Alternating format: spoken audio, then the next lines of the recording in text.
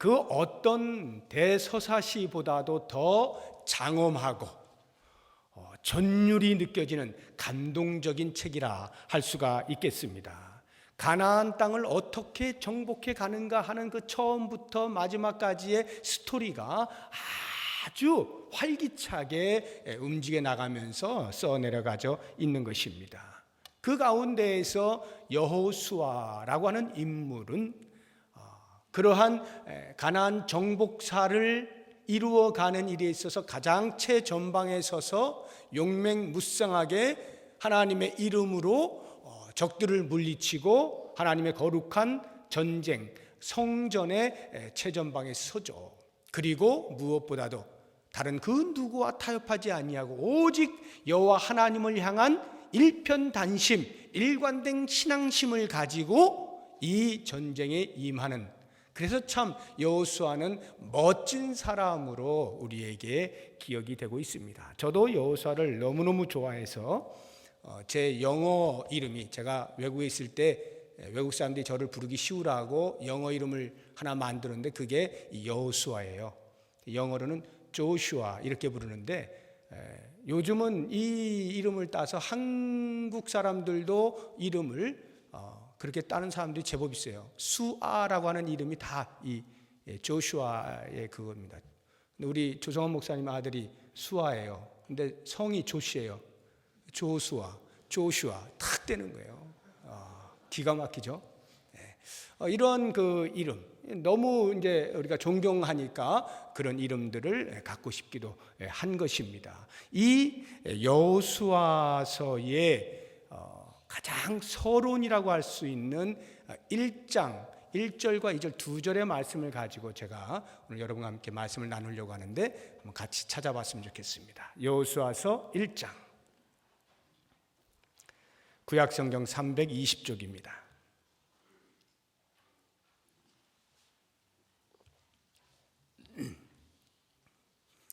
1장 1절 2절 두 절의 말씀을 우리 같이 한 목소리로 읽겠습니다.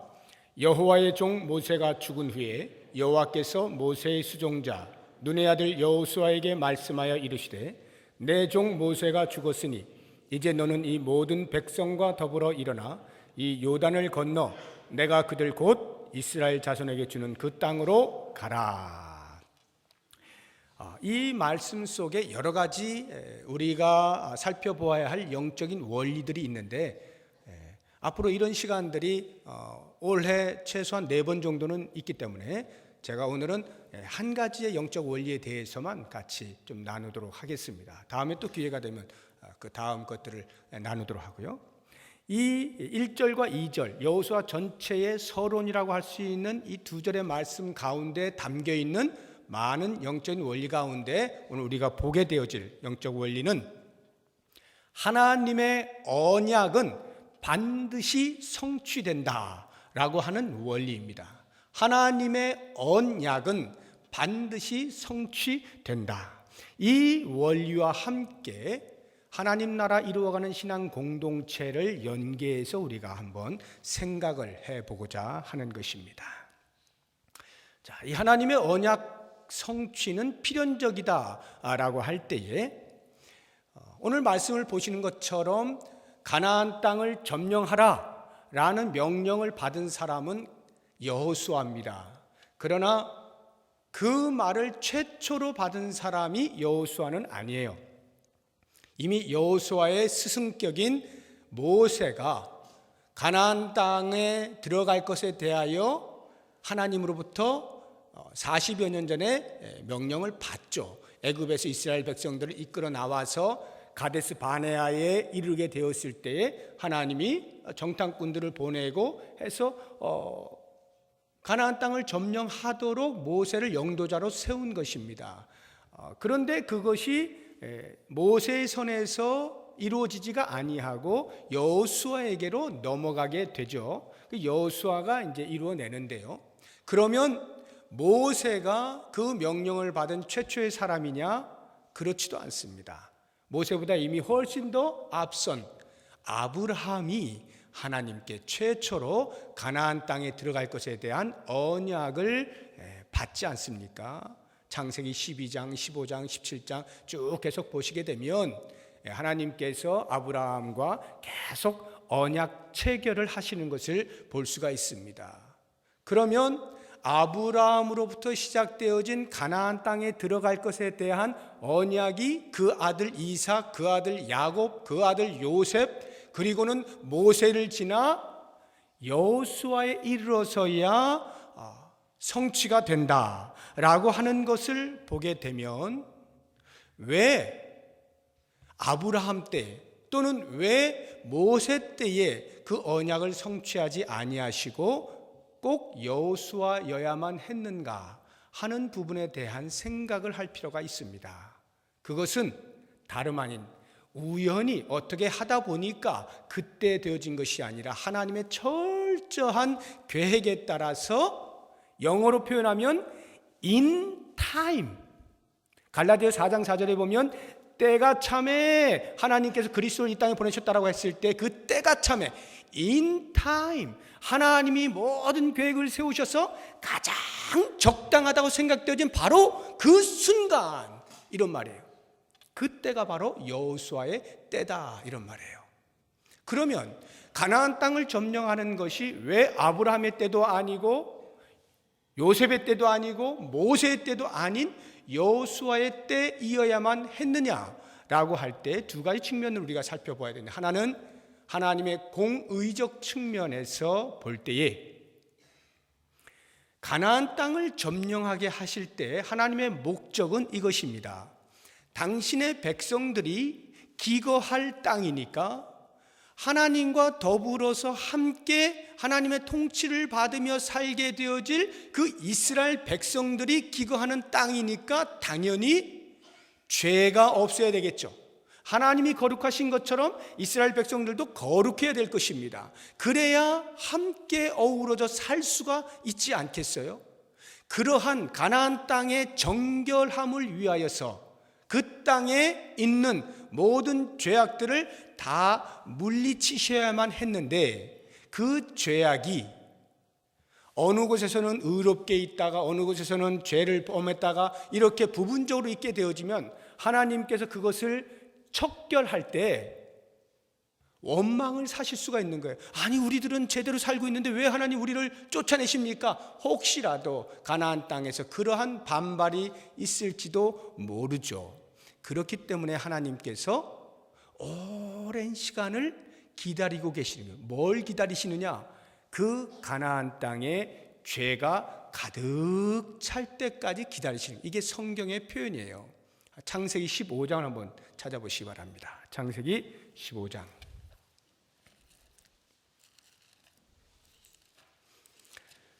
구약성경 제일 앞에 있는 책입니다. 창세기 15장.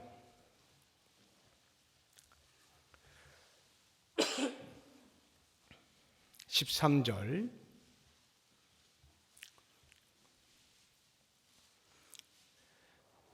여호와께서 아브라함에게 이르시되 너는 반드시 알라. 내 자손이 이방에서 객이 되어 그들을 섬기겠고 그들은 400년 동안 내 자손을 괴롭히리니 그들이 섬기는 나라를 내가 징벌할지며 그 후에 내 자손이 큰 재물을 이끌고 나오리라. 너는 장수하다가 평안히 조상에게로 돌아가 장사될 것이요. 16절 같이 읽습니다. 내 자손은 4대 만에 이 땅으로 돌아오리니 이는 아모리 족속의 죄악이 아직 가득 차지 아니함이니라 하시더니. 하나님께서 말씀하시는 거예요. 왜 아브라함의 때가 아니라 그때로부터 500여 년이 지난 여호수아의 시대에 비로소 가나안 땅을 들어갈 수 있게 하셨는가? 그것은 그 가나안 땅의 죄가 아직 꽉 차지 않았다 이 말이에요. 그 죄가 꽉 차서 하나님이 여호수아의 손을 들어서 징계를 내리셔도 누구도 불평하거나 원망하거나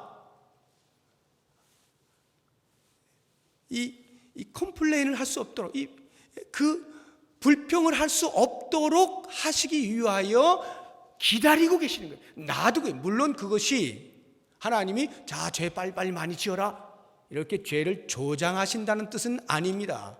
인간의 죄악의 심각성이 그와 같다 이 말이에요.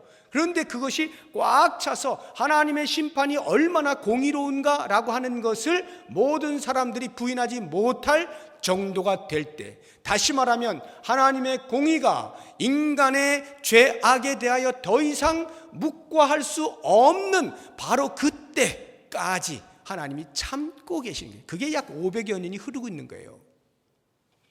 그러다가 마침내 그때가 되었을 때 하나님이 여호수아의 손을 들어서 그 가나안 땅을 다 죄를 쓸어내는 작업이 바로 이 성전, 하나님의 거룩한 전쟁이 되는 것입니다. 그래서 바로 여호수아의 시대가 바로 그때였다라고 하는 것이고, 두 번째로 하나님의 사랑의 측면에서 보자고 한다면 이런 것입니다. 하나님께서 이스라엘 백성들이 애굽에서 430년 동안이나 살 동안에 그냥 살게 하지 아니하시고 고센 땅이라고 하는 특별한 곳에 모여 살게 합니다. 그래서 그곳에서 자손이 번성할 수 있도록 만들어 주셨어요. 뿐만 아니라 그들이 나올 때에 빈손으로 오지 아니하고 그 애굽 사람들이 가지고 있는 모든 금은 패물들을 다 받아 가지고 나올 수 있도록 해 주셨어요. 그래서 애굽에서 나온 이스라엘 백성들이 가데스 바네아까지 가는 1년여 기간 동안에 하나님은 끊임없이 수시로 여러 가지 기적들을 보여주셨습니다. 홍해를 건너게 해주실 뿐만 아니라 마라의 쓴물을 단물로 바꾸어 주시는 여러 가지 많은 기적들을 쭉 보여주십니다. 이유는 한 가지. 자, 봐라. 이제 너희들이 살 길은 오직 나만 의지하는 것이다. 나를 의지하면 내가 너희들을 책임져 주마. 이와 같은 것을 그러한 일련의 사건들을 통하여 이스라엘 백성들로 알게 만드신 겁니다. 그래서 가나안 땅에 들어가면 그렇게 살라 하는 것이죠. 그런데 이스라엘 백성들이 그와 같은 하나님의 마음을 알지 못하였는지 그들은 계속해서 불평하고 죄를 짓고 하나님을 원망하고 금송아지를 만들어서 하나님이라고 하고 이러한 하나님의 마음을 아프게 하는 일들을 하게 되자 하나님께서 그들에게 40년이라고 하는 광야 생활을 하게 만드십니다. 가장 1차적으로는 그들의 죄에 대한 징계로서 주신 광야 40년 생활입니다. 많은 좀 더 깊이 하나님의 마음을 이해하게 되면 그것은 그 이스라엘 백성들을 향한 하나님의 사랑의 표현이었습니다. 어떤 사랑이냐? 그들이 애굽에서 나와서 가나안 땅에 들어가려고 하는데 도저히 하나님이 약속하신 그 거룩한 땅에 들어가 살만한 준비와 자격이 되지 않고 있는 것입니다. 그래서 하나님께서 그들을 가나안 땅에 들어가 살 수 있을 만한 수준으로 올라가게 하시기 위한 훈련의 장으로 광야 40년을 준비시키시는 거예요. 자녀 다음을 위한 훈련으로서 주신 하나님의 사랑의 표현이 광야 40년이다 하는 말이에요. 그것에 대해서 우리가 알 수 있는 것이 모세가 가나안 땅에 들어가기 직전 모압 땅에 모아놓고 이스라엘 백성들에게 계속해서 훈계하죠. 나는 들어가지 못하지만 너희들은 가나안 땅에 들어가면 반드시 이렇게 살아야 한다라고 하는 것들을 이야기하는 것 중에 그 하나님의 사랑의 마음을 우리가 엿볼 수 있는 장면이 있어요. 신명기 4장을 한번 찾아보시기 바랍니다. 신명기 4장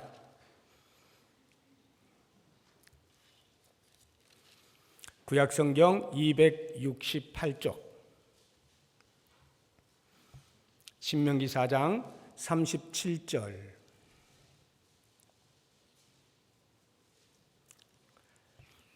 여호와께서 내 조상들을 사랑하신 거로 그 후손인 너를 택하시고 큰 권능으로 친히 인도하여 애굽에서 나오게 하시며 너보다 강대한 여러 민족을 내 앞에서 쫓아내고 너를 그들의 땅으로 인도하여 들여서 그것을 내게 기업으로 주려 하심이 오늘과 같으니라. 39절 40절 같이 읽어봅니다. 그런즉 너는 오늘 위로 하늘에나 아래로 땅에 오직 여호와는 하나님이시요 다른 신이 없는 줄을 알아 명심하고 오늘 내가 내게 명령하는 여호와의 규례와 명령을 지키라. 너와 내 후손이 복을 받아 내 하나님 여호와께서 내게 주시는 땅에서 한없이 오래 살리라. 이 모세의 권면에 내용이 무엇이냐 하면 이제 너희들이 가나안 땅에 들어가게 되면 너희의 조상들이 이 광야에서 하나님 앞에 보였던 불순종의 모습을 하지 말고 하나님께서 너에게 명령하시는 말씀을 굳게 붙잡아 순종하여 살기만 해라. 그러면 하나님께서 너희들을 복 주실 것이다 라고 함으로써 이 광야에서의 삶에 그들이 먹고 마시는 것으로 사는 것이 아니라 하나님의 입에서 나오는 모든 말씀으로 사는 것임을 알게 되어지고 훈련받게 되어지고, 그래서 그 말씀 붙잡고 가나안 땅에 들어가서도 살게 하는 권면이란 말이죠. 이 이야기는 곧 하나님께서 그러한 훈련의 기간을 통해서라도 이스라엘 백성들이 반드시 당신이 원하시는 거룩의 수준에까지 이르러 하나님의 통치를 받으며 하나님과 아름답고 행복한 삶을 함께 누릴 것을 원하시는 그 간절한 사랑이 담겨 있는 광야 40년이다 라고 하는 것입니다. 그렇다고 한다면 이러한 하나님의 공의적 측면과 사랑의 측면이 합하여서 가장 적절한 시기로 하나님이 점 찍으신 것이 바로 여호수아의 때고, 여호수아가 그것을 명령을 붙잡고 나아가 여호수아 6장을 보게 되면 여리고성을 함락하는 장면이 나오는데, 그 여리고성의 함락과 더불어 가나안 정복사가 시작이 되는 것입니다. 자, 그렇다고 한다면 이러한 여호수아의 가나안 정복과 땅의 분배가 이루어진 이후에 그 모든 하나님의 언약의 성취가 완성되었는가라고 하는 질문입니다. 어떻습니까? 여호수아 때로 완전히 성취가 되었습니까? 답은 아니요입니다. 그렇지 않습니다. 이미 우리는 역사적으로도 알죠. 여호수아가 분명히 다 정복을 하고 땅을 분배하여서 이스라엘 백성들이 살았음에도 불구하고 그로부터 세월이 지나서 여호수아서 다음에 나오는 사사기를 보게 되면 사사시대가 등장하게 되어지는데, 그 300여 년 동안에 다시금 이스라엘 백성들이 죄를 지으면서 이웃나라의 식민 생활을 반복하여 하고 있지 않습니까? 그런 걸 보면 하나님의 언약이 완벽하게 성취가 되지 않았다는 것을 알 수가 있습니다. 가나안 땅이 완전히 이스라엘 사람들로 정복된 것이 아니다라고 하는 것을 알 수 있어요. 그래서 가나안 땅을 이스라엘 백성들이 주시겠다라고 하는 그 언약이 완벽하게 성취되지 않았다라고 하는 것입니다. 뿐만 아니라 그것을 좀 더 종말론적으로 우리가 이해하기 위하여 오늘 본문의 말씀에서 우리에게 주시는 내용이 있습니다. 2절을 한번 보시기 바랍니다. 여호수아서 1장 2절. 과연 하나님의 언약이 완전히 성취되었느냐 아니냐 하는 것을 2절의 말씀이 이미 가나안 땅을 들어가기도 전에 주신 그 말씀 속에 우리에게 힌트로 다가오고 있는 것입니다. 2절, 내 종 모세가 죽었으니 이제 너는 이 모든 백성과 더불어 일어나 이 요단을 건너 내가 그들 곧 이스라엘 자손에게 주는 그 땅으로 가라. 아직 들어가기 전이죠. 그런데 이 요단을 건너 내가 그들 곧 이스라엘 누구에게요? 자손에게 주는 그 땅으로, 그 땅, 가나안 땅으로 가라. 이렇게 말씀하고 있는 거예요.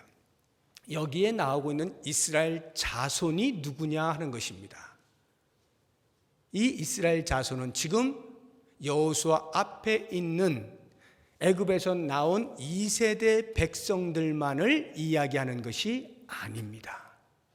여기에 이스라엘 자손이란 하나님께서 아브라함을 불러 이스라엘 사람으로 삼으시고 그 민족을 세우신 그 모든 아브라함의 때로부터 지금까지 흘러내려오고 있는 이스라엘에 속한 백성들을 다 포함하는 말이 이스라엘 자손이에요.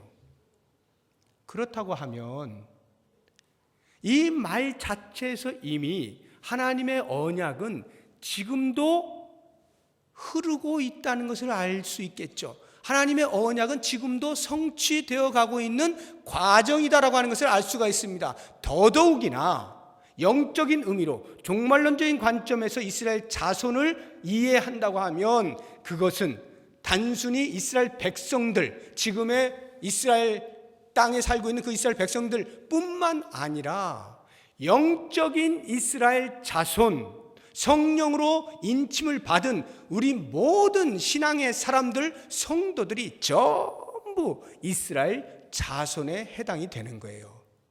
자, 그러한 이해와 함께 오늘 말씀을 다시 보시게 되면 그 이스라엘 자손에게 주는 그 땅으로 가라라고 하는 것은 단순히 여호수아 시대의 여호수아에게만 명령하고 있는 가나안 땅 정복에 대한 명령이 아니라 이스라엘 자손에 포함되고 있는 오늘 이 시대를 살고 있는 우리 성도들도 함께 이 명령을 받았다라고 할 때 과연 우리가 받은 그 땅으로 가라는 그 땅은 어디냐 이 말이에요. 그 땅은 우리의 눈에 보이는 지리적인 그러한 영토를 말하는 것이 아니라 영적으로는 그 가나안 땅은 곧 하나님 나라를 의미하는 거예요. 하나님 나라를 의미해요. 그러니까 이스라엘 자손이 된 우리들이 그 땅으로 가야 하는 그 땅이란 다름 아닌 하나님 나라다 이 말이에요. 그 하나님 나라를 정복하기 위하여 가야 할 존재들이다 라고 하는 것입니다. 자, 그렇다고 한다면 이제 한번 보십시오. 하나님께서 아브라함의 언약을 주셨어요.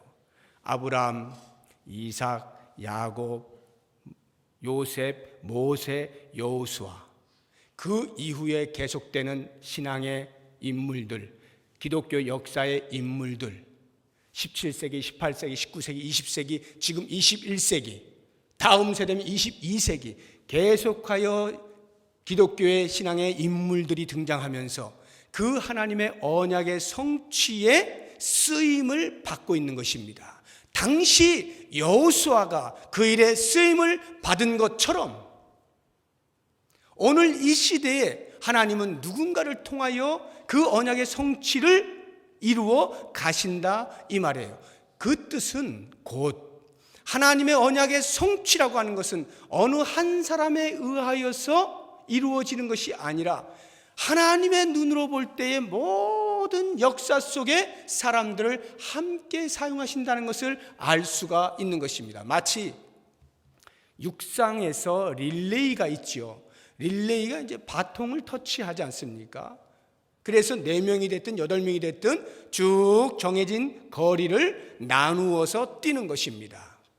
이렇게 뛸 때에 한 구간을 맡아 뛰는 선수는 자기의 구간에 대해서만 책임을 지는 거예요.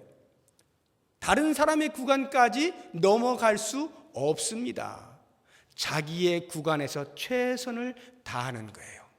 이렇게 기독교의 역사가 흘러가는 동안에 하나님께서 여러 인물들을 통하여 계속해서 하나님의 언약의 성취에 이루어 가실 때에 그 성취의 바통 주자로서 우리 한 사람 한 사람이 각자의 처해진 현실 속에서 그 바통을 들고 뛰는 겁니다. 누군가로부터 받은 바통을 누군가에게 전해주기 위하여 내 시대를 뛰어간다 이 말이에요.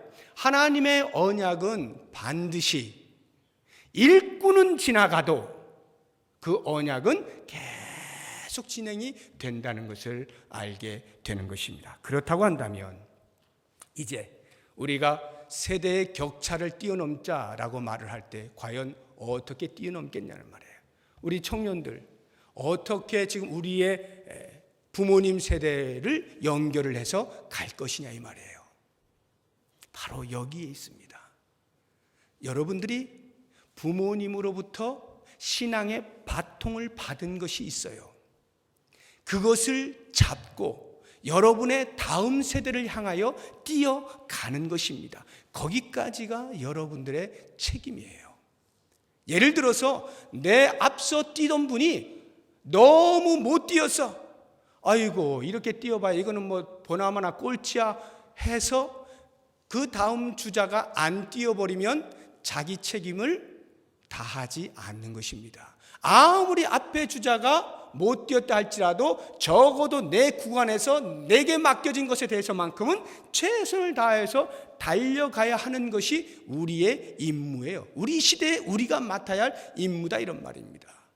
각자는 하나님께서 맡겨주신 고유한 분깃이 있어요. 그 분깃에 대하여 책임을 다하는 것입니다. 그래서 우리의 조상들이, 우리의 선배들이, 우리의 부모님들이 물려주신 신앙 가운데 본받아야 할, 이어가야 할 부분에 대해서는 당장에 붙잡고 계속해서 달려가는 것이고, 만약에 그리 좋아 보이지 아니하여서 개선해야 되겠다고 생각되어지는 것에 대해서는 책임감을 가지고 내 시대에서 그것을 바꾸어 내도록, 그래서 다음 세대에는 더 좋은 신앙의 전통이 이어갈 수 있도록 노력하는 것이 지금 나에게 당면한 내 책임이다, 이 말입니다. 이런 차원에서 우리의 세대는 결코 격차가 있어서는 안 돼요. 갭이 있어서는 안 됩니다. 이어져 감으로써 그 신앙이 계속하여 하나님의 언약을 성취하는 방향으로 나아갈 수 있어야 하는 것입니다. 그러므로 특별히 우리 청소년, 청년들에게 제가 부탁하고자 하는 것은, 우리가 나에게 맡겨진 이 시대를 살아가는 동안에 책임을 다한다라고 하는 것은 적어도 이런 부분입니다. 하나님께서 나의 신앙을 보시고 원하시는 신앙의 수준이 있을 거예요. 그 수준으로 올라서라는 거예요. 하나님께서 원하시는 신앙의 수준으로 올라서는 것, 우리의 책임입니다. 그리고는 그 신앙의 수준을 가지고 하나님의 자녀다움에 연습을 해야 됩니다. 훈련을 해야 돼요. 누가 보아도 너는 하나님의 자녀다 라고 하는 인정을 받을 만큼의 신앙의 훈련을 해 나가야 되는 것입니다. 우리의 언어 생활에 있어서 세상 사람들이 말하는 것 그대로 흉내내면서 사는 존재들이 아니죠. 우리가 공중도덕을 지킨다라고 할 때 그냥 적당히 눈 감고 아웅하는 식으로 그렇게 사는 것 아니라, 적어도 내 신분과 수준이 어떠하냐라고 하는 것에 대한 인식과 함께 그러한 부분에 대해서 떳떳하게 하나님의 자녀다움의 수준으로 공중도덕을 지키는 것입니다. 윤리가 땅에 떨어져 가고 있는 이 시대 속에서 그 부분에 대하여 적어도 기독교인으로서, 기독 청년으로서 내가 어떻게 이 윤리적인 부분을 감당할 것이냐, 눈을 크게 뜨고 하나님이 원하시는 수준으로 바라보면서 그 윤리를 지켜내도록 애를 쓰는 것입니다. 이것이 바로 이 시대에 하나님께서 당신의 언약을 성취해 가기 원하시는 그 사람들이 감당할 몫이다라고 하는 거예요.